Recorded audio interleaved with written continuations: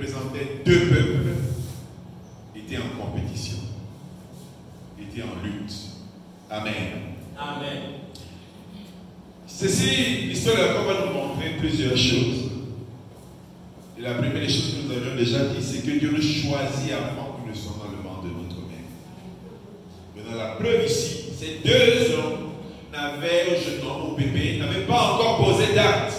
Que Dieu avait déjà dit que le premier sera assujetti au deuxième. Amen. Amen. Ils ne le connaissaient pas encore. Ces deux enfants ne connaissaient pas Dieu. Ce n'était pas une question de il est déjà enfant de Dieu. Il n'était pas encore enfant de Dieu. Ils étaient des parents qui connaissaient Dieu, mais n'étaient pas encore enfants de Dieu. Amen. Amen. Et on a vu comment Jacob a réussi à dérober le droit d'aînesse de son frère par le pot qu'il lui a donné, mais aussi ensuite par l'entourloupe qu'ils ont fait, lui et sa maman, pour recevoir la bénédiction de son papa. Et donc, après avoir reçu la bénédiction de son papa, il devait fuir loin de son père et de sa mère, particulièrement fuir son frère. C'est ainsi qu'on l'a envoyé dans la famille de sa maman, chez Laban son oncle. Et au moment où il était donc en train d'aller, et c'est ce que nous avons vu mercredi, la Bible nous dit qu'il a marché dans ce désert. Et étant extrêmement fatigué, il s'est retrouvé un soir en train de se coucher en pleine lune à l'extérieur, la belle étoile. Et nous nous souvenons que la Bible précise qu'il s'est servi d'une pierre comme coussin. Et nous avions essayé de revoir la situation de ce monsieur. Si un homme peut poser sa tête sur une pierre et il dormit toute la nuit, il faut qu'il soit vachement fatigué. Donc vous pouvez imaginer le degré d'épuisement dans lequel se trouvait Jacob. Il était fatigué, désespéré.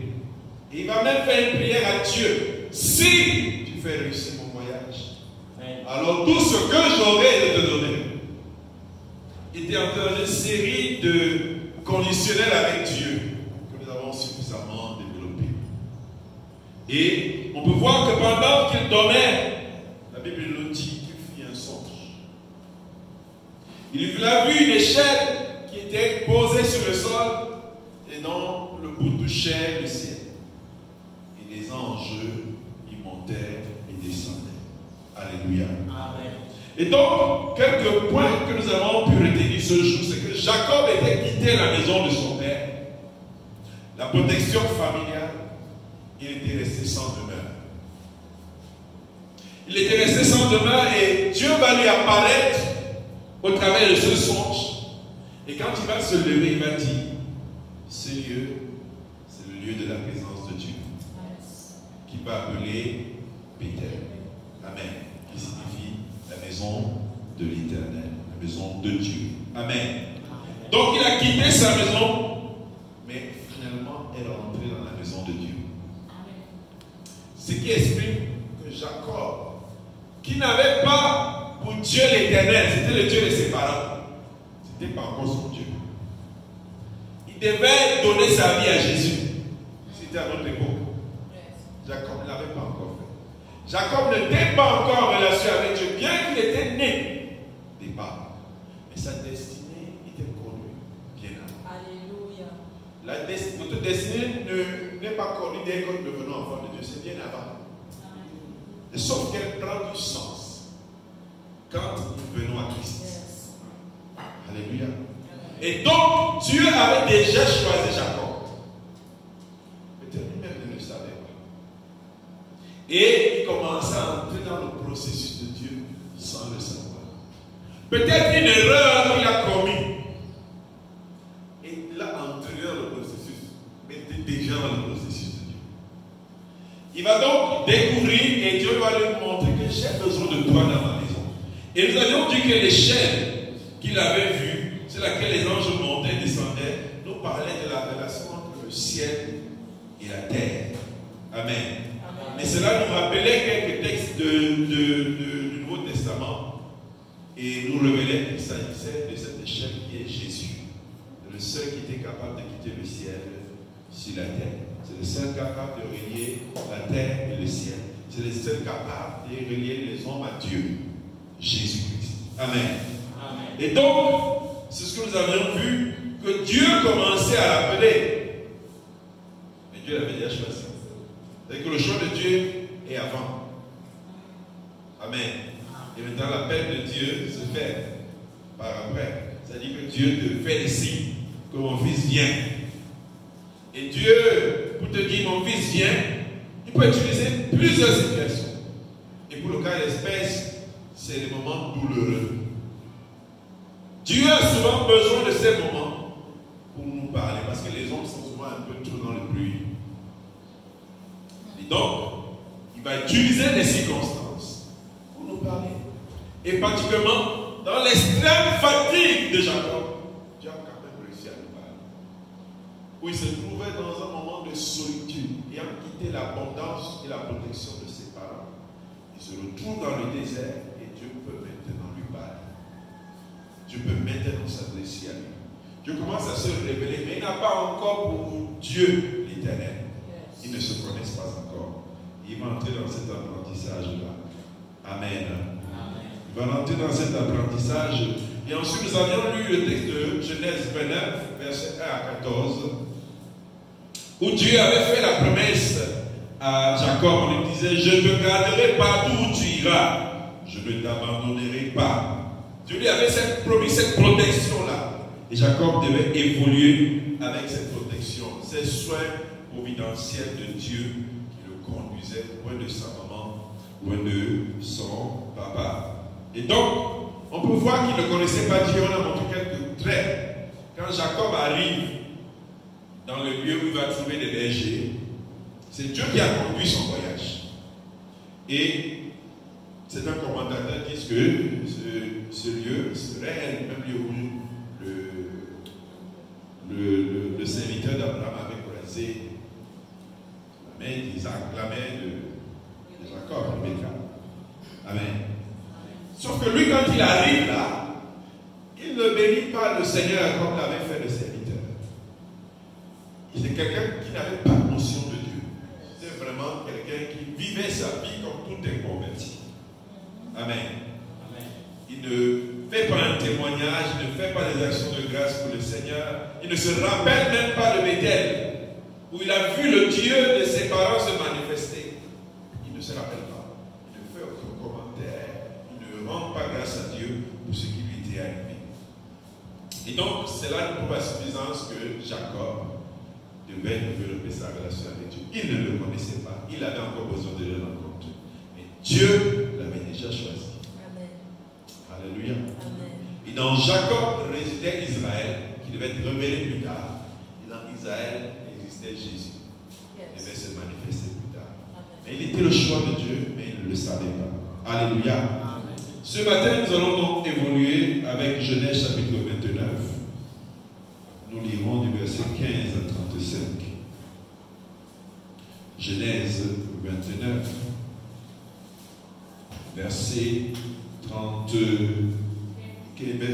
à 35, s'il vous plaît. Donc, c'est là que nous étions arrêtés. Nous étions arrêtés à 14. Donc, nous suivons à 15, 35. Je lis. Jacob demeura un mois chez Laban, puisque, je fais encore mise en contexte, il a rencontré les Rachel. Amen.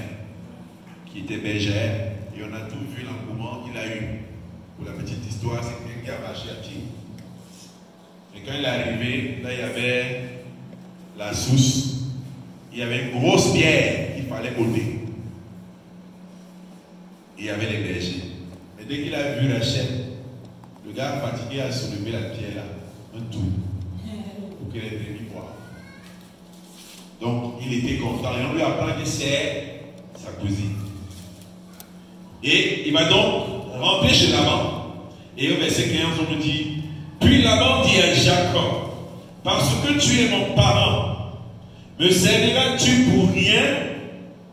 Dis-moi quel sera ton salaire. Amen. Paye commentaire. Il est venu loger chez son oncle. Et tout bonnement, chaque matin, il se levait. il faisait le boulot.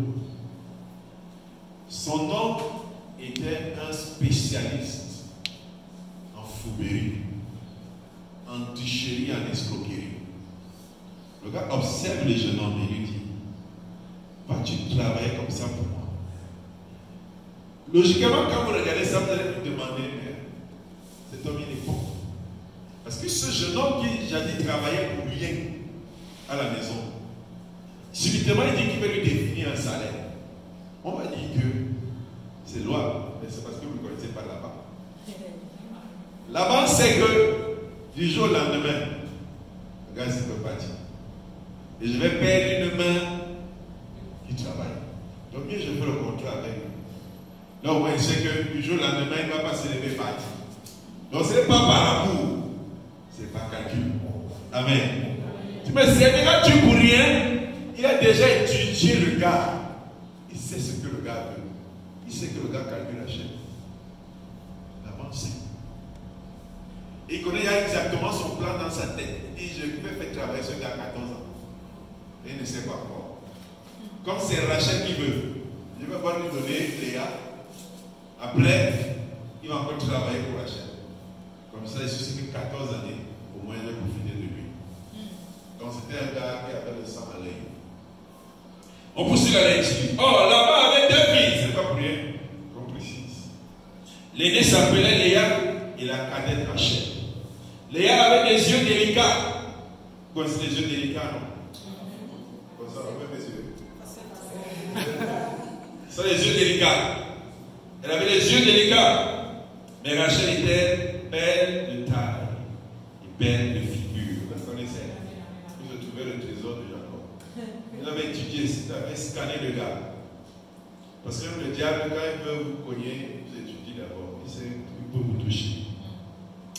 Poursuivons la lecture, verset 18. Jacob aimait Rachel et il dit, je te servirai 7 ans pour Rachel, ta fille cadette.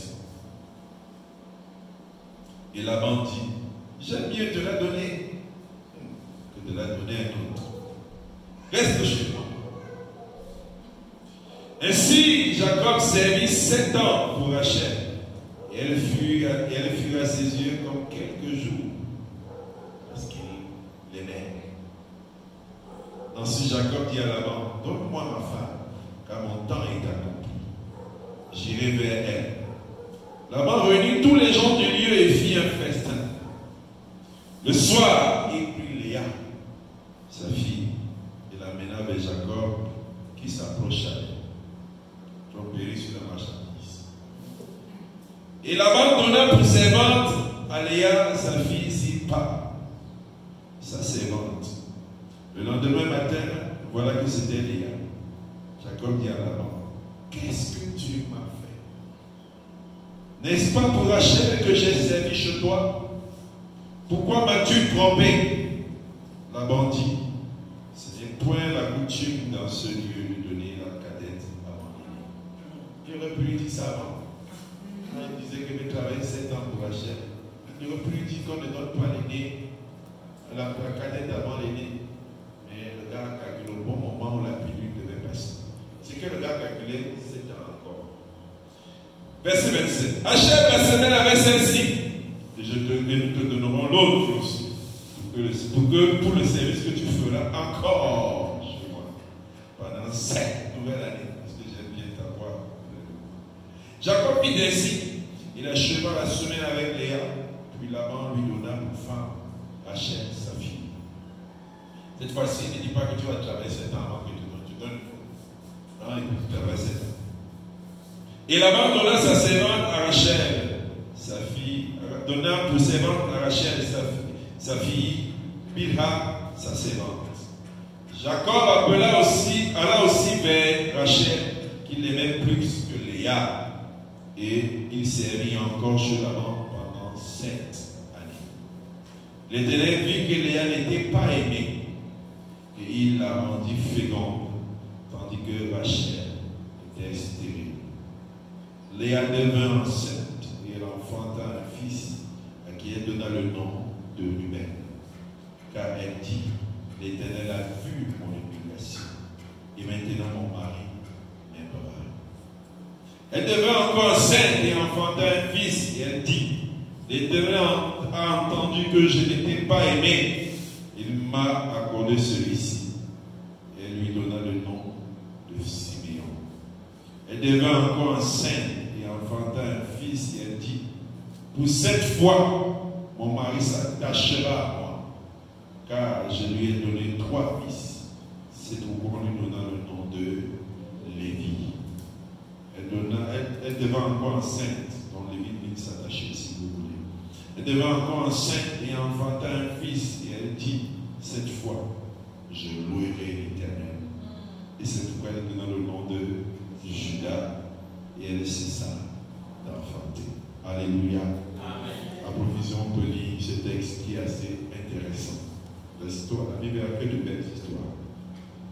Alors, venons-en au commentaire. L'histoire de Jacob nous révèle une histoire de discipline. Autrement dit, Dieu est en train, comme on dit au quartier, Dieu est en train d'enseigner. Dieu est en train d'enseigner Jacob. Amen. Il le fait passer dans l'école, une école pénible.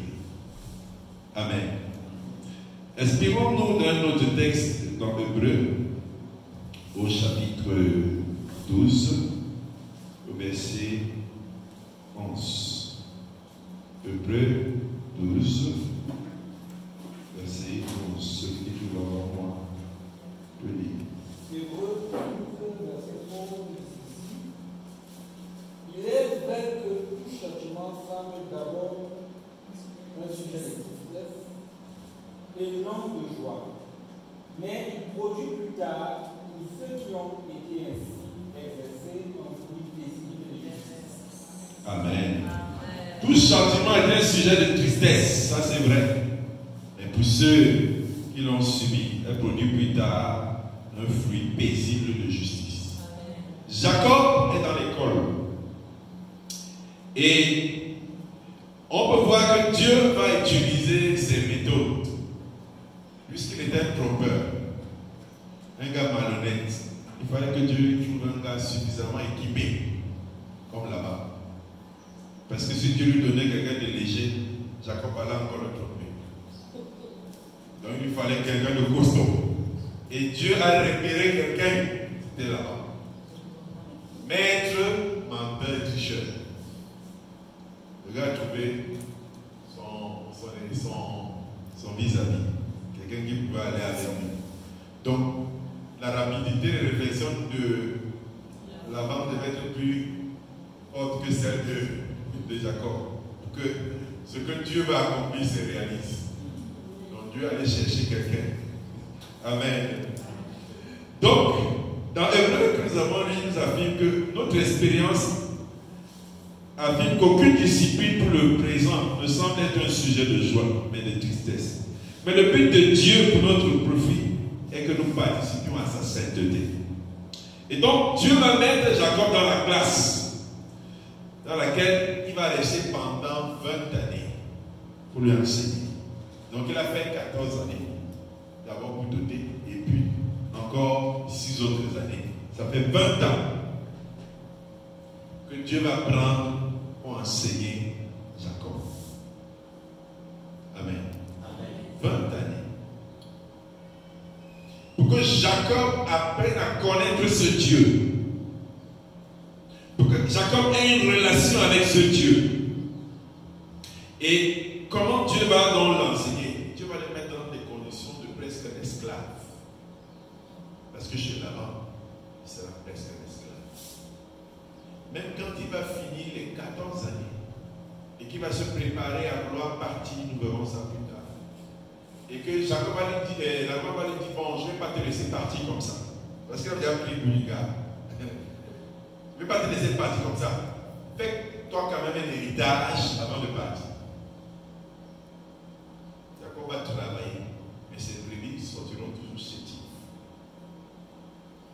Et Jacob va dire à la fin que vous dites vrai, si ce n'était pas la main de Dieu, je ne sortais pas de ce monsieur riche. Amen. Amen. Donc Dieu va devoir lui enseigner que sans moi, tu ne peux rien. Et c'est pourquoi ce texte hébreu nous dit que Dieu va nous faire passer par des moments difficiles, qui vont paraître des moments tristes. Mais cela va produire pour nous quelque chose de beau, de grand, de heureux plus tard.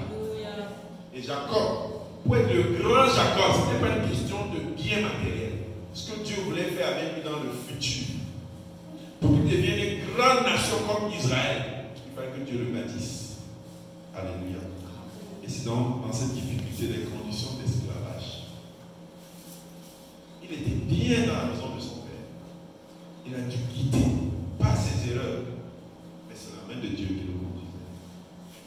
Et qu'il arrivait chez Laban, n'ayant rien, il était presque maltraité par ce beau-père. Amen. Alors, Dieu va l'enseigner des leçons. Il va permettre qu'il lui soit fait comme lui-même avait fait à autrui.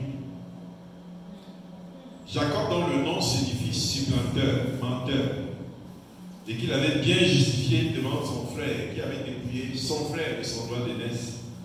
Il avait même trompé son père, lui le plus jeune, en allant porter les habits de son frère, mettre les peaux d'animaux sur son corps, pour que son père qui était aveugle le bénisse en croyant que c'est son frère et sourd.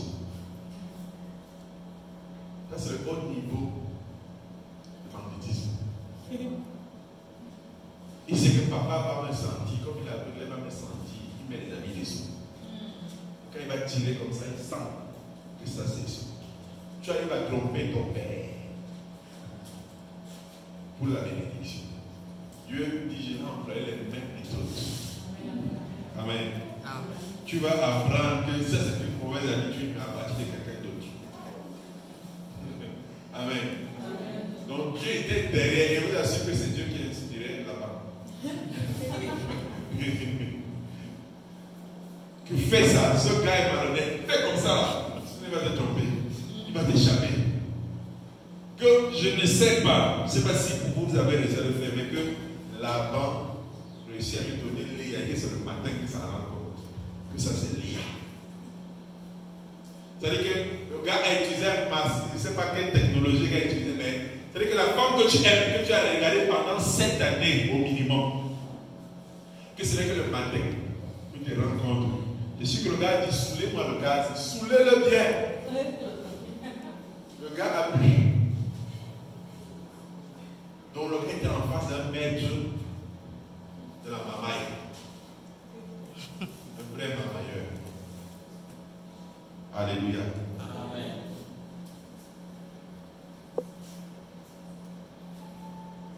Il est donc affaire à son beau-père qui le trompe en faisant passer sa fille aînée pour la plus jeune. Et nous allons voir tellement de méchanceté qu'il va subir et les actes qu'il va subir. Lisons Juge chapitre 1, verset 7.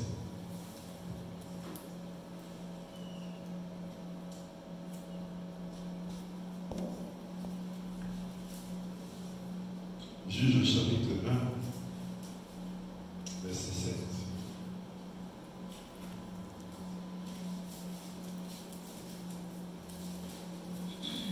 Il nous est dit,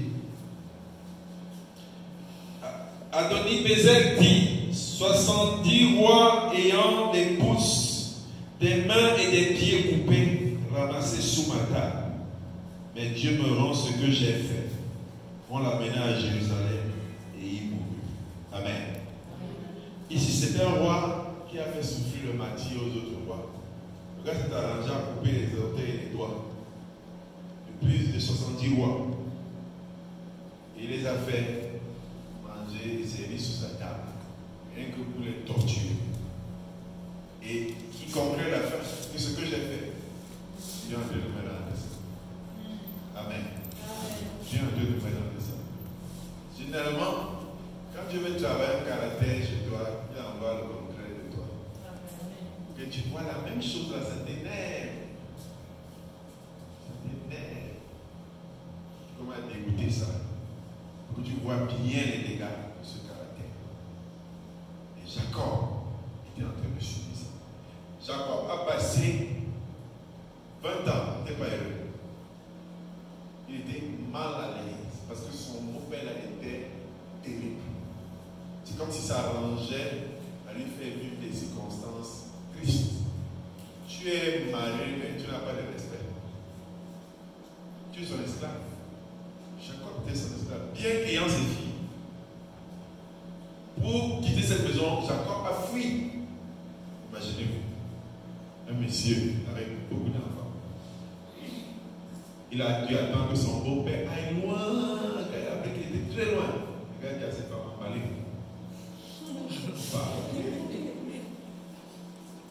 C'est un gars qui a souffert. C'est-à-dire qu'il s'est demandé qu'est-ce que je suis même venu faire dans ce pays. La bénédiction même que j'ai prise chez mon père, là, c'est ça ici. Donc il m'a béni même de ça ici. Et j'ai souffert comme ça.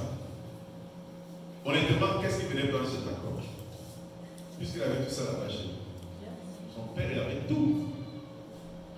Qu'est-ce qu'il venait en réalité prendre? Donc il était dans une souffrance. Tristesse, c'est une tristesse. Amen. Et le seul sujet heureux dans ce texte, c'est l'amour que Jacob avait pour Rachel. Amen. C'est la seule phrase de joie qui est dans ce texte. Et ceci nous fait penser à quelque chose, parce que tout ceci est l'ordre des choses à venir. Ceci nous fait penser à l'amour de celui qui a tout mis pour nous conquérir et qui est devenu le serviteur parfait, Jésus-Christ. Amen. Amen. Il a quitté le ciel. Yes. Il a quitté le beau ciel auprès de son Père. Il est descendu sur cette terre pour nous aimer. Amen. Pour nous aimer, pour nous faire connaître son amour. Et ce n'était pas des moments de joie, parce que Jésus-Christ, dans toute sa divinité, devait venir ici, c'était apprendre à prier comme les hommes. Et je suis quoi? Les hommes l'insultaient, le brisaient. Mais il nous a aimés malgré tout. Il a accepté de payer le prix pour notre salut, comme Jacob est en train de le faire pour Rachel. Amen. Amen. Il n'y avait pas de gain, parce que s'il faut comparer le ciel à la terre, c'était un sacrifice. C'est pour ça qu'on dit que Jésus est venu en sacrifice. Parce qu'il n'y avait rien à gagner ici. Alléluia. Alors on va voir la guerre entre les femmes. Léa, pas du tout aimé. Son père se demandait qu'est-ce qu'il va faire de celle-ci. Vraiment, mieux je la donne une fois au gars. C'est lui le recycleur. C'est Jacob le recycleur. Donc mieux je lui donne les deux une fois, je m'en débarrasse. Parce que je ne sais pas qui va épouser Léa. Léa, si on s'intéresse à sa signification, on lit Léa. Dans la langue, j'ai fait un peu hébreu. Ça signifie las. Las. C'est-à-dire qui éprouve ou qui manifeste une grande fatigue physique. Donc, si son comportement était comme son nom, vous pouvez voir que Léa était d'abord quelqu'un qui tirait les pas. La preuve, c'est que Rachel était bergère. Et donc, Léa était à la maison. C'est-à-dire que comme son père regardait le comportement, il savait que c'est pas parti à la maison. Il va faire quoi là-bas? Le gars, il réfléchissait sur la venue de ses enfants. Il dit que non. Je vais trouver un mouton qui prend les deux. Parce que l'autre, s'il va rester à la maison, elle va même m'aider à faire quoi? L'autre est la travailleuse. Va partir. Donc c'est ici. Non, c'est même était du genre, connaissez l'aliment qu'on appelle le paresseux. Ceux qui me connaissent pas, allez taper sur YouTube, vous allez voir. Donc, même en regardant sa marche, vous allez vous énerver. Il est d'abord laid. Et il est paresseux. C'est-à-dire qu'il marche au ralenti. Il dit bien au ralenti. Mais comme ça, il pose les pas. Il ne peut pas courir devant le prédateur. Sa marche naturelle, c'est qu'il est là. Il va au ralenti. Il est laid. Regardez la vidéo, vous allez voir. Vous vous énervez. Donc Dieu a aussi créé le genre d'animus. Comme ça que Léa était. Déjà, la personne qui quand même parlé, prend d'abord du temps avec une timidité. Donc, imaginez que Jacob ne pouvait même pas l'aimer. C'était ça, Léa, l'ambulante, Qui éprouve ou manifeste une grande fatigue, qui passe à lenteur, manifeste un manque d'énergie. C'est ça lasse. Donc il évoque une fatigue morale et une dépression. Peut-être elle était dépressive. C'était ça Léa. Léa correspond donc à des personnes fatiguées à cause des expériences décevantes de la vie. C'est une image. Amen. Elle fait penser à ces personnes-là, elle renvoie à ces personnes dont les expériences de la vie ont fatigué, les blessés de guerre, sans espoir, les personnes dépressives qui ne savent sur qui compter. Voilà les Léa. Des personnes qui n'espèrent plus, pour qui demain, selon eux, ne sera plus beau qu'hier ou qu'aujourd'hui. C'est ça les Léa. Amen. Des personnes, les grands du monde ont même fait connaître celle-ci. C'est ça les Léa. Peut-être il y a des Léa ici, ce matin. Amen. Et la bonne nouvelle, c'est qu'il y a un Jacob pour vous. Amen. Dieu a préparé un Jacob pour vous. Et vous ne serez pas sans avenir. C'est pourquoi regardez les enfants de Léa. Il y a Ruben. Il y a Judas. Il y a qui? Lévi. Amen. Siméon. Amen. Dieu prépare au Léa aussi des temps de consolation. Amen. Un moyen de consolation. Dieu prépare. C'est pourquoi Dieu lui-même est entré dans l'histoire. Pauvre Rachel. Elle ne sait pas ce qui se passe. Dieu la rend stérile. Lui-même. Ce n'est pas que le diable. Dieu vient rendre Rachel stérile. Et il commence à donner des enfants à Léa. Dieu prévoit les temps de consolation. Amen. Rachel signifie, on va l'appeler, on va le Rakai. Ils appellent Angèle brebis. La brebis, c'est un jeune mouton femelle de moins d'1 an. Alors les Rachel symbolisent les actifs, ceux qui savent se battre pour leur destin. Amen. Ceux qui savent se battre, les actifs, des personnes qui sont capables de déplacer les murs. Et souvent, avec les Rachel, Dieu même vient gâter l'affaire. Toutes tes efforts ne donnent rien. Tu bagarres avec la vie, ne donne rien. Souvent, c'est la main de Dieu qui est là. Pourquoi? Parce qu'il veut créer une attitude de dépendance vis-à-vis de lui. S'il le fait pas, tu vas croire que tes efforts sont pour Dieu. Du coup, Dieu ne entre dans l'affaire et dans les Rachel stériles. Amen. Parce qu'il veut que tu dépendes de lui. Il veut que tu apprennes à compter sur lui. Sinon, tu risques de devenir Dieu. Mais tes efforts risquent de te faire croire qu'ils sont ton Dieu. Amen. Les Rachel, ce sont des véritables vaches à lait qu'on utilise pour s'enrichir, par exemple de Laban. Les personnes qu'on exploite. Laban avait très bien compris que Rachel était son joker. S'il veut être riche, d'abord il utilisait déjà elle comme bergère. Et donc, s'il veut être riche, c'est son appât. Rachel était la part de Laban pour attraper le poisson qui est Jacob. C'est la vache à lait, personne qu'on utilise pour s'enrichir. Les personnes dont on abuse même souvent. On profite à partir des Rachel. Les Rachel sont utilisés comme des prétextes. Les Rachel sont aimés pour leurs atouts. Amen. Les aiment pour leurs atouts. Pas pour ce qu'elles sont, personne, mais leurs atouts, ce qu'on en tire. Alors quand on regarde les enfants de Léa, il y a Ruben, qui signifie voici un fils. Le garçon elle était plus considéré à cette époque que la fille. Et ayant fait un enfant mal, elle s'attendait à attirer l'attention de son époux. C'est pourquoi elle a dit, voici un